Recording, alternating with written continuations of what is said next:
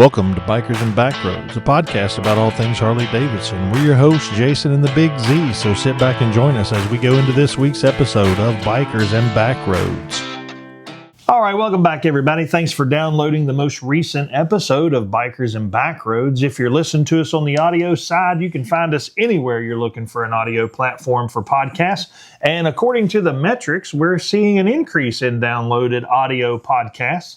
Our YouTube views are remaining about the same. Again, we're not chasing this to get big, but we're having a good time, and we're seeing our numbers, our subscribers going up. On the YouTube side, we're seeing our subscribers go up on the podcast side. And the notice is, again, that across the podcast platforms, from that data that we pull, we're seeing more weekly downloads of our audio podcast. So we appreciate you guys. And if you could leave us a review, if you're on Apple iTunes, that helps push us up, strokes the algorithm, gets us in front of you for some content and things like that. But you YouTubers, just keep like, share, and subscribe. We're on Bikers and Backroads on YouTube, Instagram, TikTok, on Twitter or X. We're at BNB_pod. And of course, all the podcasts, we're at Bikers and Backroads. If you are new to this Harley Davidson game or motorcycles, we think we've got something for you. If you're a seasoned vet and you love everything motorcycles, we're going to talk about something that interests you too. So if you fantasize of owning a new Harley, or you got an old OG one sitting in your garage, come hang out with us. We're going to talk about some fun stuff. So I'm joined with my son as usual, the Big Z. A big day in our household this week. The Big Z was recognized out in the wild from being on the podcast. Yeah. So good to have you home, buddy. I know it's been a couple long days of work week, some rough weather, lots of mud in your world. But, dude, you got to ride 2 days. Yeah. If you saw, we put out a little short in TikTok, and I mentioned finally beautiful weather here in West Virginia, and of all days of the week, it was finally on a weekend. That normally tends to be, it's always on your Monday and Tuesday that you're like, really? This couldn't have been here 2 days ago? Yeah. But yeah, finally, we had some decent weather to ride in, so I stole some where I could, and one by myself, and that was mainly just running around doing errands. And then Then the next day, we managed to sneak a ride in together, went to check out the Harley shop, and we'll get into that here later on in the podcast. But yeah, finally good to just get out on two wheels. It's been too long, too long. So I got to ride Monday. You were gone. Yeah. I rode Monday to test the new exhaust. We got the new exhaust put on, successful. Thanks for watching that video. You guys that checked it out on the YouTube side. The podcast side, keep commenting, letting us know what you think. But yeah, we got out on it, rode a little bit. It was colder than yesterday, so I rode for a little while, realized I wasn't dressed warm enough, circled back, put fresh gas in it, and brought it in. And then yesterday, we took off riding to get fishing line for an upcoming fishing trip. We didn't take any camera gear, nothing. It was going to be a quick run. Yeah, and it ended up being an all-day event. So we didn't get any. You can't vlog. complain. You can't complain if a day gets taken up by riding motorcycles. No. That's not a bad day at all. I would have liked to have vlogged some of the stuff where we ended up, but it wasn't the plan when we left. So maybe we're just going to start throwing cameras in saddlebags when we head out, all the time, knowing what's coming up. But it was a great day to get some riding in.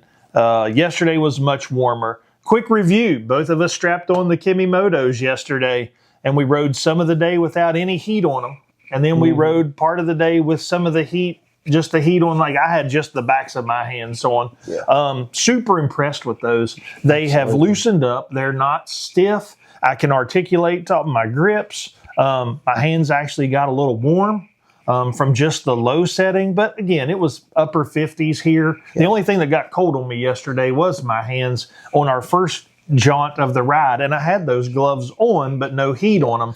Once I turned the heat on them, it was more than enough. Like you said, it was mid 50s and such. That was in the sunlight, and we were riding on, Bikers and Backroads. So we were in and out of a lot of shade, and there was a little bit of a breeze blowing. So it definitely heightened the cold factor on us while we were riding. And like you said, we did turn those the heated part on, and that really did make a difference. Like my hands were no longer cold, and I ran them on the lowest setting at first, and bumped it up to the medium setting as well. That was plenty for me, and they were extremely comfortable. Like you said, definitely loosened up and things of that nature.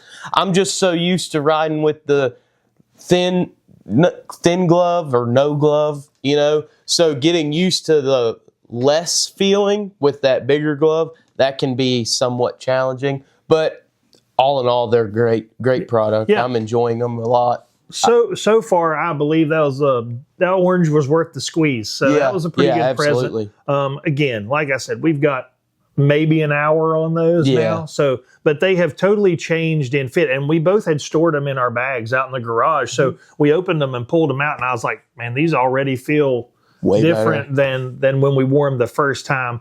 They're breaking in the battery pack on the back of your wrist where they're a gauntlet style wasn't near as uncomfortable. I just left them a little looser, but I do appreciate that gauntlet style coming up over the sleeve. It was a game changer. But so you rode, and we love motorcycle, the community of, and inside that community, we know there's ultimately different cultures of motorcycling. Yeah. But you were riding Friday, and even we were riding yesterday, and you noticed something. And as a young motorcycle rider, what you had a little gripe about something. Yeah. And I just wanted you to talk about it. It kind of irked me a little bit, but at the same time, I get it. But we weren't in a dangerous situation or high traffic or nothing, but we came across a few bikers, and I had, by myself, passed a few other bikers on the road, opposite direction, hit with the 2 fingers down wave, and I never once got a single response from any other biker we came across this past weekend. So I was wondering, what's happening there? But we're coming through the small town that we live in, and there's a probably 13-year-old kid on a little KX85 on the side of the road. You could tell he's probably crossing the street waiting. And I waved at him, and he hit me with the 2 fingers down. But no biker, and these were not younger guys that we were passing. It was, guys that are definitely mature in their riding, and, across really all the age groups that I've come across, but nobody waved back. Yeah, I mean, it's a simple gesture, and it's not a big deal. But it's kind of the whole fact of this is a niche community, and usually it's hey, be safe. That's that really is the meaning behind that whole wave and things of that nature. No response. That was kind of what's happening there? Where did that go? Yeah. I mean, I've seen where Harley guys won't wave at sport bike riders and they don't wave back. And I'm not that guy at all. I believe ride what you want to ride. This is a community of motorcycling. Yeah. Inside this community, if we're part of a Harley culture or Dyna culture, and there's parts of every culture that are good, and there's parts of it that you can stay on the outsides of. I'm not going down that way at all. Yeah. But we passed a couple seasoned Harley guys, hit them with the 2 fingers down. Nothing.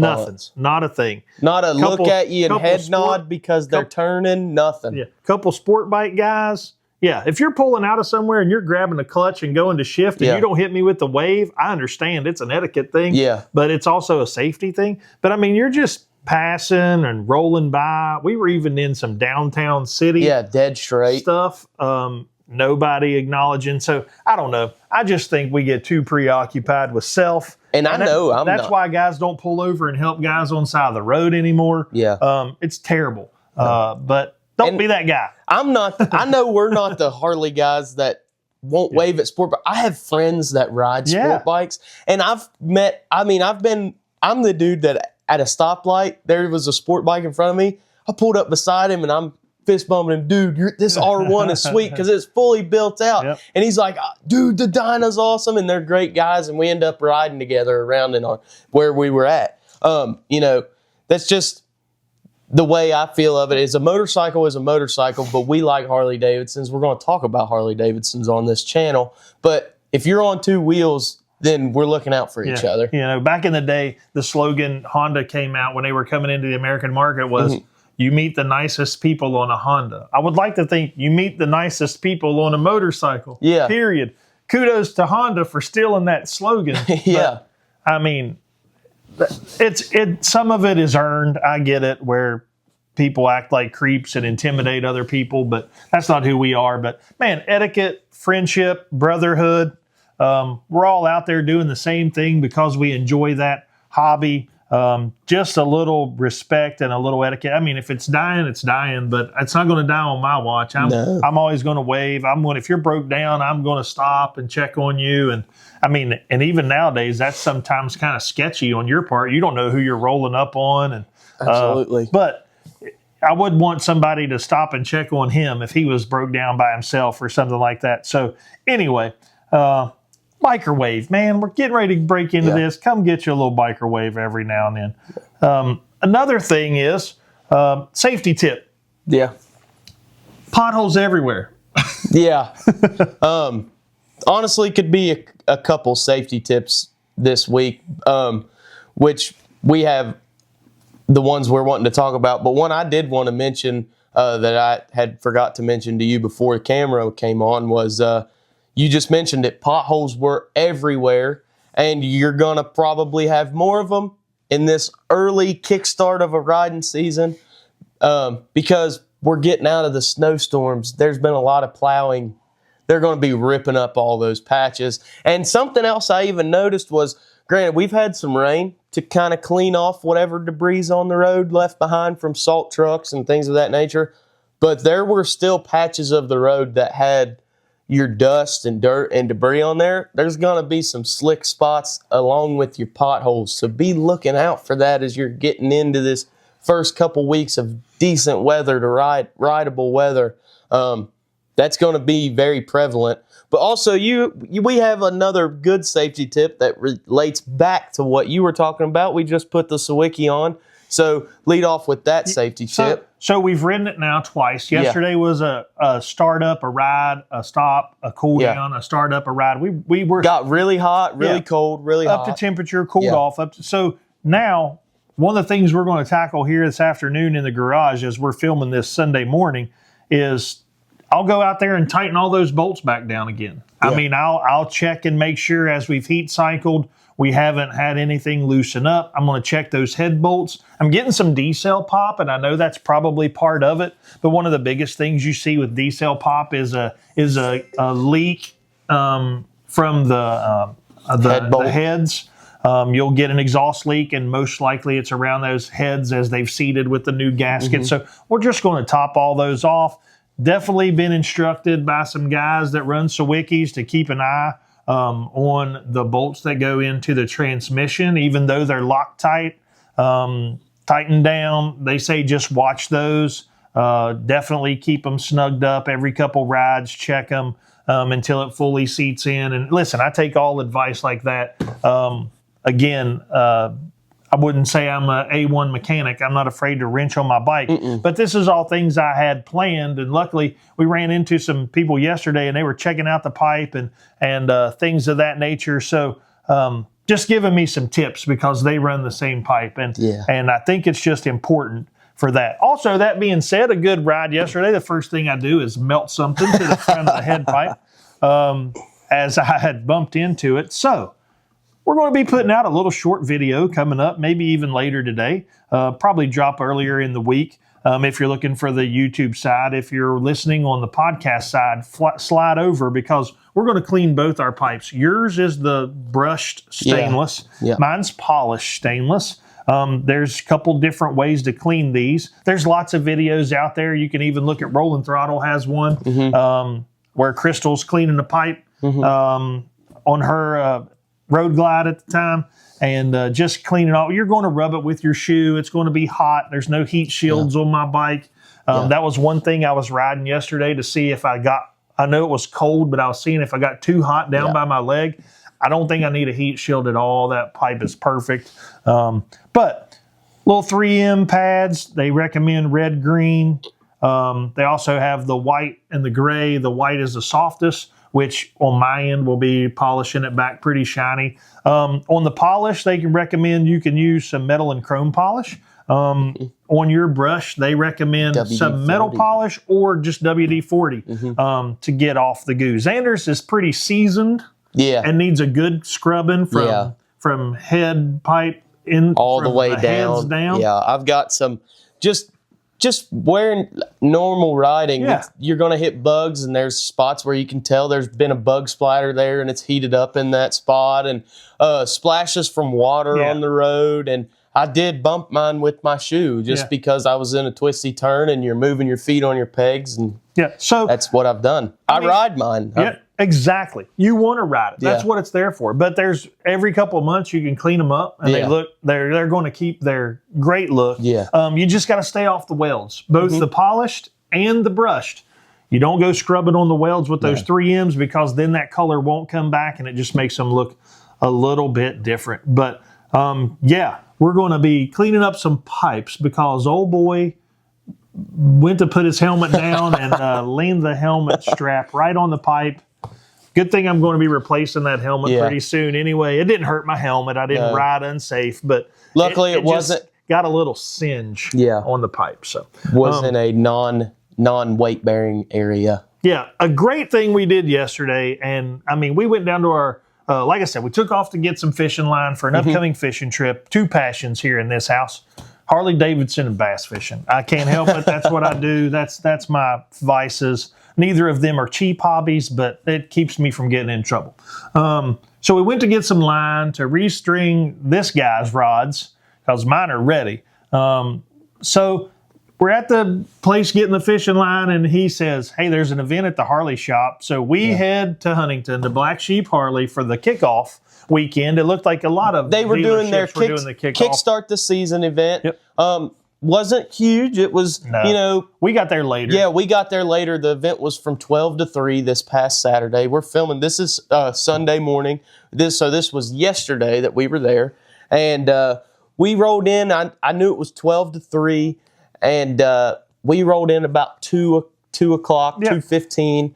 And just to make ourselves known in appearance there, we wanted to. Plus, I wanted to see some things that they had new out.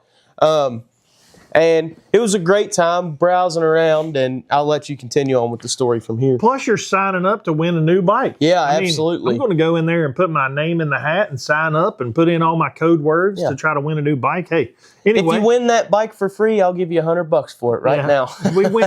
We went down there also. Xander was looking. He said, I need to check on some brake pads. Yeah. So we go down and we run into a couple people we know. Xander had spent some time at the shop Friday, the day before. He got to meet a lot of the sales staff. Like I said, he was recognized in there from the podcast, from one of the guys we deal with all the time as some salespeople. Yeah. And he just introduced him, and it was a little networking ability. And we got to see some things around there and met a couple guys and made some good ends, and eventually we're going to have some of those guys on our show. We've already talked about it, just to get some ideas from dealership, Harley corporate side stuff, without getting too far in the weeds or anything like that, but just networking, making some ends in the community. Like I said, we want to be part of this community, and that's where we are. But we bop over onto the parts side, and there in the flesh, I hear the voice. And I'm like, there's Drew from Rolling Throttle. And Drew's in there with his wife, Crystal. We've talked to them before. We've been on live podcast stuff with them and live streaming events with them. Never met them in person. Never met Crystal in person. We had met Drew back in the day before he knew who we were. We weren't bikers and backroads. We weren't bikers and backroads then. We were, at that point, you had a bike. I didn't have a bike. Yeah, you were searching. I had just bought mine. So, anyway, we turn around and he's like, oh my goodness, y'all let anybody in here. And the guy's like, what do you mean? So then Drew drops that we're bikers and backroads guys. We have local podcasts. We're local guys. He does Rolling Throttle. We use him for a lot of sounding board. When we have questions about bikes and products and things, he's done this a while. He's got contacts and stuff like that. So we got to meet Drew and Crystal and hang out with them. And we spent probably an hour talking to them at the shop. Great chance to meet them. A few photos cycling around out there on all of our socials. We'll run through those at the end. But awesome to meet them. They're real deal. So if y'all aren't following Rolling Throttle and you're tinkering around with us, go get with those guys. Even their website, they do merch. They're a dealer for a couple of great companies, and they're all about customer service. Yeah. And Drew is all about motorcycle community building. That's what Rolling Throttle's platform is, under the guise of performance building bikes. Yeah. But it's all about people. He's a people person, man. They're personable and a lot of fun to hang out with. So we appreciate the hangout with them. It was great to see them, great to meet them. Definitely look forward to hanging out a lot and riding together. Yeah, Definitely. We're going to do some collabs with them coming up. So shout out to Rolling Throttle. You guys rock. Still haven't met Jake in person, but I mean, it's hard to just pick up and go meet the guy in Florida all the time. But we're going to get to, and we're going to get to hanging out with them more local and doing some things. Just picking up the torch of trying to help motorcyclists get together, working with those guys, and hanging out and just spending some time. So now we're going to discuss what the topic was for the week. We're 20 minutes into this podcast, and we're going to get to the top 5 things we would change on 2026 touring bikes. Even though we haven't ridden them, we've sat on them. Yeah, we know what we like. We've been around them a bunch. The top 5 things we would change. Some of our ideas will be the same, I'm sure. Some of them are going to be different. So here we go. Like you said, we haven't ridden these bikes, but we've sat on them, looked at them. I know what I like. I know what I want. And especially this, when we were at the shop, I know I love the Teal Thunder, teal and vivid black 2-tone Road Glide. Oh, I just want one. But man, sat on one this weekend and was really thinking to myself, there are some things I would change to it. And still yet to ride it, but this is my top 5, and my number 5 spot is going to be bars. And that's because I think the stock bars fit me really well. But everybody wants to change bars because that's an easy way to make the bike yours and change it up a little bit and get a better fitment. That's my number 5 spot because that's probably out of this top 5 list, that's probably the last thing I would do, because I think what I could live with that the longest out of these things that I would want to change, because like I said, they do fit me personally very well. And I'm not super tall in real life. I'm not. So those bars hit me just about perfect. Maybe rock them back a little bit more, or that would all come with riding. Who knows? I might even want them pushed away from me a little bit, which with that new triple tree right there on top, that's an easy adjustment on these new bikes. So bars are my number 5 spot that I would change, because the stock ones are not terrible, but I would still want a different look probably. And I know changing them would get me a little bit better fitment. Yeah, I think bars would be my number 5, because like you, I think on the Road Glide, I can live with that. Yeah. Bushings are still a little soft. I might want to stiffen those up. But if I do bars, then I'm going to do grips, because I love the new CVO ST grips. Mm-hmm. As far as stock grips, those are awesome. I've mentioned those before. But, I mean, if not, you're going to go with Avons or ODIs or something like that. Something you like better, whatever you want to do. But bars on a Road Glide, I could probably live with. I'm probably going to go to a T-bar, but I want my T-bar set up to make sure I can still see that. Yeah, and now they have the ones that are cut out, and like that. They have some that have, cut out. Or LA Choppers does some, or other companies. I know Thrashin has the high bend bar with their, that's a very common thing. They're doing a 6.5 inch riser with a high bend bar. Yep. I think those look really good. So that's what I'm with you on that. I like that. But I think going into the change it up thing, and I mean, you're sitting here buying a brand new motorcycle and you don't want to think, man, I'm going to change up stuff. But I mean, you sit on it and you're like, this is great. I would buy this today, but I would want to do some things different. Yeah. Bars I could live with on the road glide. Street glide bars might be a number one. If I was a street glide guy, and there's a huge push for street glides this year. I mean, there's the street glide CVO, street glide CVO ST, and the CVOs and the CVO STs. Their bars are different than your stocks, or your regulars and the limiteds. But I could not live with those street glide bars. The street glide bar, CVO ST bar, maybe. Yeah, but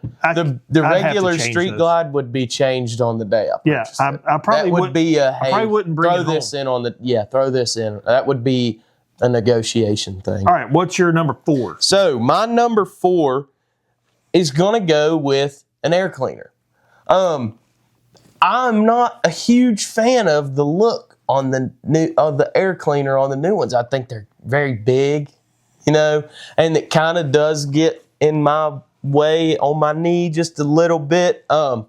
So that is just kind of something that's kind of like a really like you could change that. It would change the look of the bike a little bit. Definitely help. You could get a little bit of performance out of it, and at the same time, it would be one of the more inexpensive ways, which, I mean, air cleaners are not inexpensive, but when it comes to the world of Harley, that's probably one of the more inexpensive upgrades you could do, but for performance at least, and it would just help you. You could find one to give you that leg clearance on myself, so that would be more of like a comfort thing. Yeah, you got those that are, you could go with that stock one's pretty flat looking. Yeah. You could do a wedge. You could do.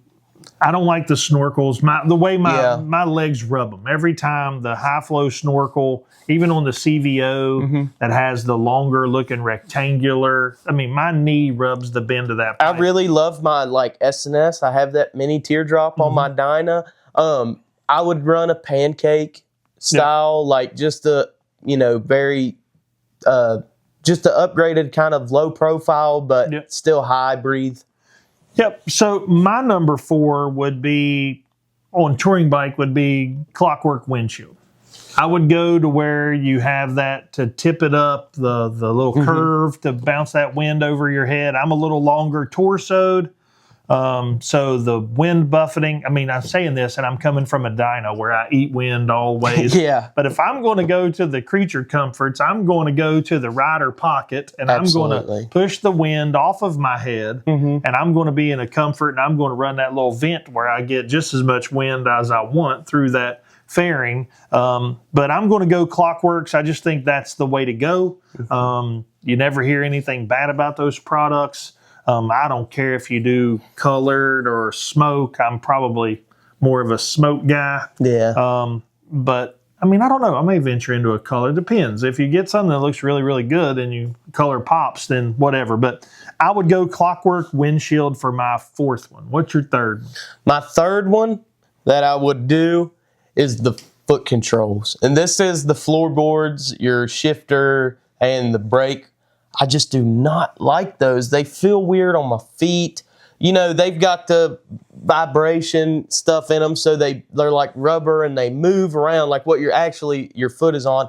I don't like that because I don't feel planted. If I'm going to move my foot around or I want to move my feet, I want to have to physically move it, not put pressure and slide the footboard out. You know what I'm saying? Yeah. I don't love the foot controls, but that's something that would be easy to change, and it could be a style thing as well. But yeah, just all the foot controls, I'm not a huge fan of on the new ones. I would want a different shift peg. I would want a different brake arm, I believe. And I mean, I run, metal. I'm running Thrashing Militants on my bike, so I believe I'd want something that's a metal floorboard. Probably more of that, club style look for sure. But just all in all, those I'm not a huge fan of. They don't feel, it's not that they're uncomfortable. I just don't feel like I would feel super planted with them. I don't know really how to under explain it, but like that is something that I bring myself to every time I sit on. Well, it's your bike. You're going to make it what you want. I mean, that's something that is a long stretch on a factory brake pedal on a bag. That's another thing. Like I would want an adjustable brake. Like a shorter one where they have adjustment to bring it down. Yes. I mean, that's part of the rider experience. And I don't think anybody is going to if you're making it yours, you've spent the money. I mean, I would make it to where it was just enjoyable. And the thing about riding is I like when my bike responds the same way all the time. Yeah. I don't like to go get in my car and it's running different today than yesterday. My truck. I don't like having to self-diagnose. Well, why is this? Why is that? What's this noise? I mean, I want it to be reproducible. That builds confidence in your machine. That makes your maintenance very regimented, what you're looking at. That makes your experience overall better. You're not doubting or not you have trust in your bike the best you can. I think you want that to be as comfortable and reproducible every time as you ride. So I get your foot controls. Yeah. I mean, like with that, like I'm coming like full blown foot controls. Like I would want an adjustable shift linkage. Like I'm running the Thrashing adjustable shift linkage on my Dyna. I like having that extra.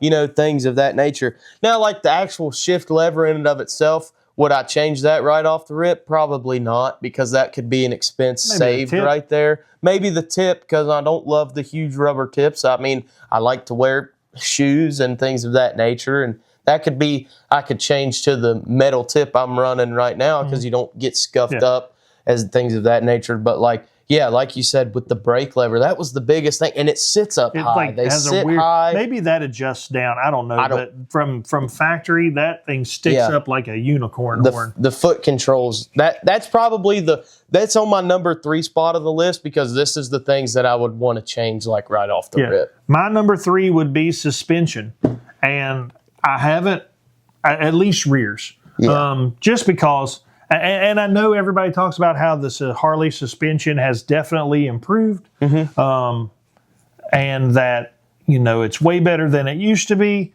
But if you can just go with an upgraded suspension that changes the feel, I think you get that set up, you get that dialed in, you start to, you know, if your bike is planted and riding the right way and your suspension is proper and adjusted for you and how you ride, you don't get wear on your belt the same. You don't wear your tires the same. You don't wear, you know, it's not as hard on your brakes. Your bushings and stuff aren't getting.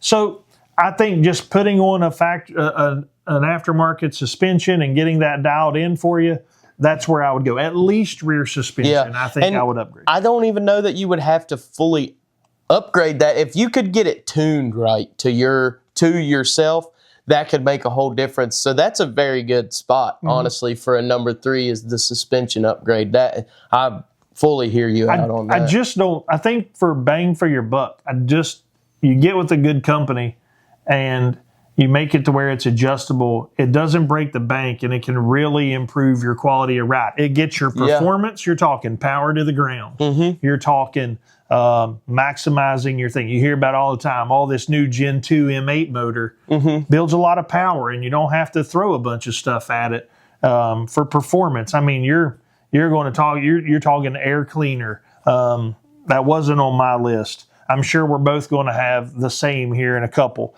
But anyway, I think rear suspension at least. Yeah. So my number 2 spot is going to go with a seat. Because I'm not saying the new seat on the Harley, on the new factory seats on the Touring are uncomfortable. It's actually a very comfortable seat just sitting on it. Don't know what it would be like once you're putting miles on it or you've been on it for 30 minutes to an hour. But I like the step-up seats. I really do find them comfortable. I like the way they look, so that would be something I would kind of want to have a little custom touch to. Also, like, I have someone that rides with me a lot. I feel like I could probably have a better seat for her as well. So a seat would be a number 2 thing. That would probably be one of the first things I changed, if not the first, even though it's on my number 2. The foot controls, my number 2 and number 3 slot would probably be the first things I changed, honestly. But the seat is definitely on my list, and it's on the higher up because, like I said, these slots are on my list are the things that I would want to change right off the rip. Yeah, I think seat's my second one as well, just because, you know, you buy the touring bike and you're talking long days. And, I mean, we both have aftermarket seats, and we don't put that many long days on Dynas. I mean, an all-day event is a lot. And, I mean, we couldn't do those on stock seats. And I know those are a touring seat, but you see so many people, they're like, oh, I'm getting rid of this seat. I'm getting rid of it. It's fine. But, I mean, you sit on the CVO seat, it pushes you up. On me, it pushes me too far forward. It makes me sit too high and too far forward. So I'm going to put a seat that is a step up, or I'm going road sofa or something that gets me back a little bit. Yeah. Gets my feet out a little bit on those floorboards just for my rider triangle. Comfort, yes. But overall rider triangle can really be controlled with an inch or two of where your seat's pushing you forward or back. Yeah. And then you're not having to have as high bars. Or, I mean, like you said, a 6.5 inch pullback with a high bend bar, and your seat's got you back 1.5 inches, and your feet are nice and planted on comfortable floorboards. It can really make you totally ride. Changes it can make the way you ride, because you could feel a lot safer coming into a turn a lot faster if you're 1 inch or 2 forward, because you can feel more load on your front tire, so you know that bike's planted. So a seat's always something that could be looked into for any bike, but definitely on these new ones for me. You have a lot of guys that have different seats, like, oh, I'm going to run this seat if my wife goes with me or my girlfriend goes with me. Oh, I've got a solo seat I like to run. You know, you got Saddleman, you got Corbin, you've got all kind of seats out there to go with. Well, I run a Saddleman, you run a LaPera. So we've been in both worlds of that area. But again, I do like my step-up seat, a little bit of lumbar support. Would you have a lumbar support bar on your touring bike if you had one? I don't know. It just depends. If one came with the seat I ordered, I might just keep it, but I don't know that I'd run it all the time. Yeah. Like I don't run my back rests on my passenger bike right now on my Dyna very often. I mean, I've never used it other than to strap a bag to or something. Yeah. So I think right now it's laying out in the garage. So, Mine stays on, because if I'm riding, you usually have a passenger. I do. So seat was both our number 2. What's your number 1? I'm pretty sure we both agree with this one. My number 1's 100% going to be exhaust, because those things sound so stuffed up. They sound like you have a stuffy runny nose, like a straight up sewing machine. So we got to change that. Yeah, I think exhaust definitely to free it up. Even with those bikes, even if you went slip-ons. Yeah. You can go, I mean, you could go full Sawicki like I have. I mean, I've seen some tabs that are just like red lines that are just slip-ons on the new bikes. They have a little more tame sound, but they're more performance, and they're built to run with the stock head pipes. Bang for your buck. That might be an option. When I was in the shop Friday, they were selling one of the brand new CVO burnt orange, the Street Glide Limited. Great color. That was super sweet to see in person. That citrus or that orange and gray, and black, two-tone. Oh yeah. Tri-tone. So they were selling it, and the guy that was buying it, you know, I got to be a part of the celebration. He rings the bell, they start it up, and he revs it while they're in the showroom. And then they walk him over to the parts, and he came right back out as they were getting ready to finish signing the paperwork. He was carrying Reinhardt slip-ons from the factory. He said, y'all got a pretty good sales team in there too. He said, but we got to change the sound of that before I take it home. So yeah, I mean, obviously we're not the only ones that think this is a number 1 slot. Yep. But I didn't get to hear what that bike sounded like with the slip-on change, but I'm sure it sounded better. I mean, if you're doing slip-ons, you got to take the bags off. There's probably a bracket hanger of 3 or 4 bolts back there and the clamp. I mean, on both sides, you're probably in and out changing that slip-on in 45 minutes. Yeah. it's on a new bike, so if you it's do not it on going a to be brand hard new to bike, get off. But anyway, so that's our top 5. I think that's pretty common for most Harleys. I mean, if you look at them like adult Legos. But again, I didn't have foot controls on mine. Or the air cleaner. You didn't have windscreen on yours. You start changing air cleaner and exhaust in your top 5, you're buying a tuner. Yeah. So that's just, I didn't go air cleaner. I did go probably exhaust, at least slip-ons.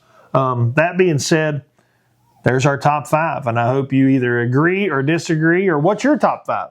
Yeah. Again, we haven't ridden these at all. This is just what we've sat on, what we know we like on our bikes. I would change the bars on my bike right now. Yeah. They need it done. I just haven't done it yet. But anyway, that was our top 5. And right now we're going to talk about some, as we alluded to the past couple weeks, the factory Harley Davidson team for the King of Baggers, Mission King of Baggers sponsored race division coming up was announced on the 20th. And there's a little bit of a twist and turn to it. This year for the Dyno Jet Harley Davidson collaborative team, you've got Kyle Wyman, your reigning champion, and Bradley Smith racing for a factory Harley Davidson Dyno Jet sponsored team.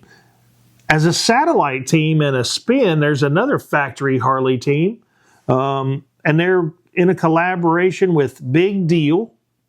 And that's where James Rispoli is going to work. So all 3 of those riders are factory Harley Davidson. Rispoli is going to be running a Big Deal collab livery. Dyno Jet's the sponsorship of the Kyle Wyman and Bradley Smith, so their liveries will look roughly the same. But again, you got 3 factory Harley Davidson riders. Harley Davidson's just, I mean, you're just deferring cost. You're getting a couple signature sponsors, and you're going to put their names on the bikes, defer some costs, allow some more money for R&D. You're developing a product. And those 3 guys will be representing factory Harley Davidson. And the first race for King of Baggers is at Daytona International Speedway on the weekend of March 5th through the 7th. What's up with that? It's going to be kind of cool to see like 2 different factory teams, you know. But also, we're going to definitely be watching that first race March 7th. I mean, you're going to be seeing 7th. Yeah, you're going to be seeing those 3 guys probably all come out of the same garage. They're running the same stuff. It's just a chance to let Dyno Jet and Big Deal, I think that's how you say it, be title sponsors. Again, we know Dyno Jet's been involved with tuning Harley Davidsons forever. You would much rather Dyno Jet come along with factory Harley Davidson than try to see Dyno Jet try to field their own team, do R&D. They're going to use a Harley bike. I mean, you've got Vance and Hines going with Indian now. So you're going to see some tuner stuff. Yeah, no big deal. But again, you're getting ready for King of Baggers. You're getting ready to have bike week. All the stuff, riding season, kickoff events at dealerships for this weekend, as everybody's getting ready and prepped to head to Daytona for bike week, and then you're going to get some racing and things of that nature. So it's upon us. Just be careful. Do your jam. Watch for others. Next weekend or next week when we do our show, I'm going to try to lay out all the teams that'll be competing in at least King of Baggers. What their rosters are, what the teams are, and who their sponsors are, as best as I can find out. I did see something cool this week that somebody is speccing and is setting up an FXR to race in Hooligans. So that will be awesome. Cool. I just saw it in a blurb. I didn't write it down. I'll dig into that and relate that as well. But I mean, if you're an FXR enthusiast, and that's one of the hottest things in the market today. I saw a FXR cool one. Very, very cool, very well built and thought out Ventura style build FXR Friday at the shop. It was a sweet bike. All of us were sitting out. When he pulled up, all of us walked out and we're just standing around looking at it. Man, it was a cool, good dude that owned it too. He answered all the questions. Everybody's asking him what part this was, where he got this. I asked many questions myself. But seeing an FXR in Hooligan, as cool as they are to see in the wild, an FXR in the racing scene, That's awesome. Yeah, you're going to have to spoon a pretty good sized motor in an FXR frame. Of course, you got that company that's going to race an electric bike in Hooligan. So be interesting to see. I mean, that's the true definition of Hooligan, is build up what you can inside a spec and run what you brung. So cool to see that. But so rides, we got some. Yep. Safety tips, we have them. Got to clean some pipes, run into our buddies Rolling Throttle. You got our top 5 lists of things we would change on today's touring bikes, the newest ones. And I'm sure we're like a lot of other people. Those are very vanilla. But those are the things that makes that bike yours. It makes it comfortable for you. You've got some cost in that. I mean, right now, Lord, you're buying bikes and they're giving you incentives of couple $100 here, couple $100 here. Hey, if you buy this bike, you get $500 worth of store credit. A lot of places are trying to get whatever 25s left they have out, so they're giving them deals. Tons of deals on 25s. But again, if you go in and buy a new touring bike, there are going to be some things that most dealerships have a fit specialist. So you're going to sit on that bike and they're going to recommend some things, or you can say, hey, before I take this home, can we change this to this? Or some of that stuff they may be willing to do for you. I mean, there's guys who swear by the Harley Davidson hammock seat. Yeah. Never sat on one. But there are guys that would say, hey, can we swap this floorboards for that set? Or that type of, or an all-match set of this? Like, can we do the Empire collection? Can we do the Willie G collection? I would rather have this collection. Can we go with the CVO ST mini boards on my, and there may be some offset of cost if they swap your factories and they can put those on something else. Yeah. I mean, those are all something we got to see. They have over at Black Sheep, they had a new blood orange Street Glide. I walked in there when we got there Saturday. Like Dad said, I was there Friday, and I was talking around to some other dudes. So we walked in just to make an appearance at the event Saturday. And one of the guys I had talked to that was a salesman there noticed me. He said, hey, come here. Look what this just got done last evening. And they had that blood orange sitting there. They color matched the inner fairing of that bike, and it completely changed the look of that. It really made that your cockpit come to life. Yeah. And I was like, oh my gosh. So he was telling me, he said, that's, Harley parts. It's unbolt, swap, put that in. It's not painted. I mean, but it is painted there, but they didn't have that custom painted. So that's like things you could also do. That almost kind of made my top 5 list, like thinking about it. Yeah, painted interfairings. But the matte interfairing, I think anybody could live with. But that is a cool thing to do, and that it really changed that bike. Yep. So that being said, let's get us out of here and wrap this up for the week. Yep. So, guys, that's all for today's conversation. Thanks for joining us. We hope you had fun, and we appreciate all of you listening. Don't forget to like, comment, share, subscribe. If you're looking at us, you've already found us on YouTube, but don't forget we're on anywhere you can get your audio podcasts, iTunes, Spotify, and anywhere else, Amazon Music. And then be sure to be checking out the YouTube side as well if you're just on the audio side, because we're going to be coming out with some more videos, putting out more content, especially with the riding season now coming into the kickstart of it. Definitely want to have more riding content and just motorcycle content in general. But we appreciate you guys.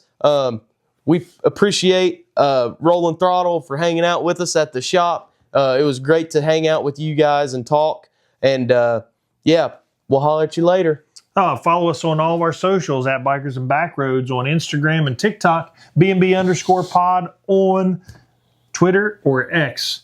You guys stay safe and be blessed. We'll see you later.